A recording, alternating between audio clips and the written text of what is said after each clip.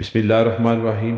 ابتدائے بعثت میں دو نمازیں فرض ہو چکی تھیں، ایک فجر اور ایک عصر۔ شب معراج میں یہ 5 نمازیں ہوئیں۔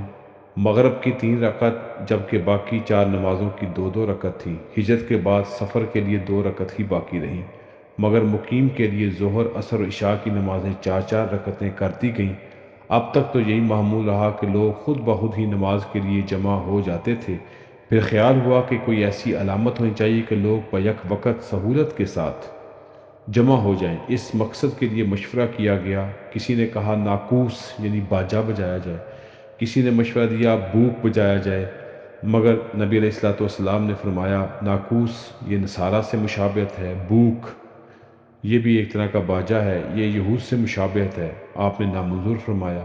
کسی نے کہا کہ بلند آگ مقام پر آگ روشن کر دی جائے تاکہ لوگوں کو خبر ہو، آپ نے فرمایا یہ تو مجوسیوں سے مشابہت ہے۔ بہرحال کوئی فیصلہ طے نہ پایا، مجلس برخاست ہو گئی۔ آپ صلی اللہ علیہ وسلم کے تفکر و خیال کا حضرت عبداللہ ابن زید پر بہت اثر تھا۔ حضرت عبداللہ ابن زید نے خواب دیکھا کہ ایک سبز پوش شخص ناقوس ہاتھ میں لیے میرے پاس سے گزر رہا ہے۔ میں نے اس سے پوچھا یہ اس ناقوس کو فروخت کرو گے؟ اس نے پوچھا تم خرید کر کیا کرو گے؟ میں نے کہا اسے بجا کر نماز کے لیے مسلمانوں کو بلایا کریں گے۔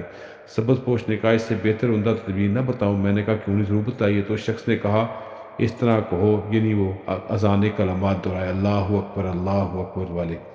پھر ذرا ہٹ کر اقامت کی تلقین کی کہ جب نماز کے لیے کھڑے ہو تو اسی طرح کہو، اور علی الصلاۃ کے بعد 2 مرتبہ، حی علی الصلاۃ کے بعد 2 مرتبہ قد قامت الصلاۃ کا اضافہ کرو۔